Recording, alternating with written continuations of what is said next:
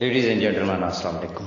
उम्मीद है तमाम भाई बाप बखैर वाफियत होंगे। सुबह बखैर।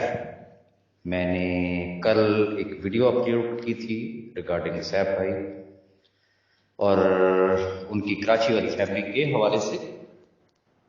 फिर मैंने बाद में कुछ ग्रुपों में कुछ मज़ीद भी शेयर किया था, लेकिन इत्तेफाक से इस वक्त मैंने ऐसी चीज़ सुनी तो दिल में ख्याल आया कि ज़रा वो भी मैं आपके साथ शेयर कर दूँ।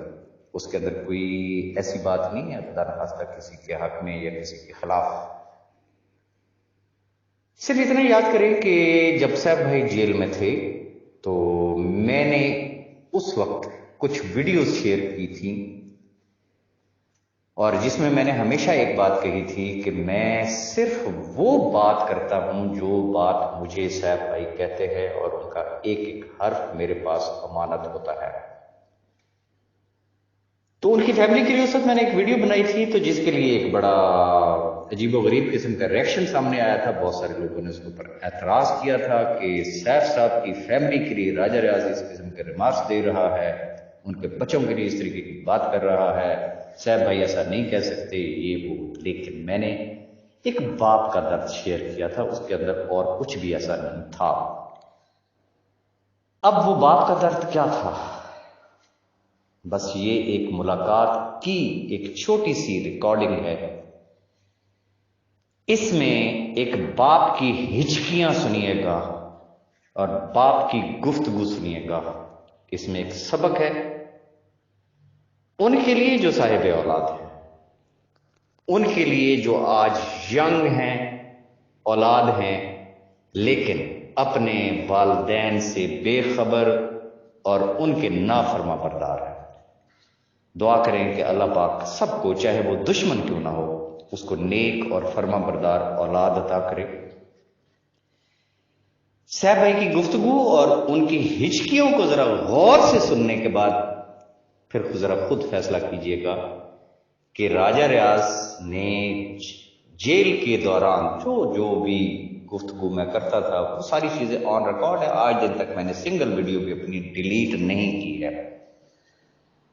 तो ये एक गुफ्तगू है, तो इस गुफ्तगू को जरा गौर से सुने, बार बार सुने और इससे सबक और इबरत हासिल करें और इसे अपने अहबाब के साथ भी शेयर करें। जो बचपन से मेहनत मजदूरी करता है, बड़ा होता है, धक्के खाता है, बच्चों के लिए इतना तगोदाव करता है, मुशक्कत करता है और दी एंड ऐसी माएँ जो इतनी नफरत फैला देती है बच्चों के ज़हन में, बच्चों की किरदार साजी में इतनी तबाही कर देती हैं कि वो बच्चे अपने बाप के लिए एक वबाली जान बन जाते हैं। हालांकि औलाद तो माँ बाप के लिए एक तोहफा होती है और यही औलाद एक आजमाइश बनती है।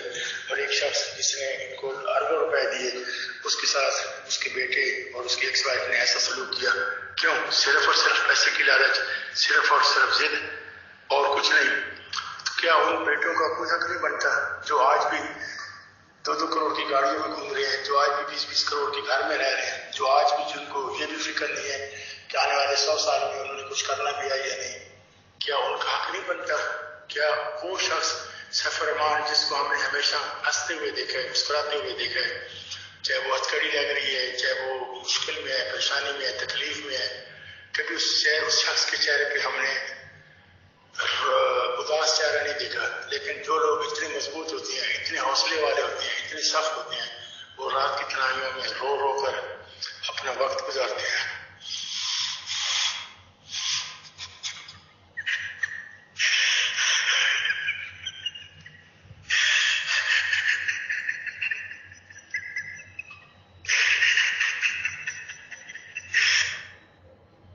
जी, तो ये थी आवाज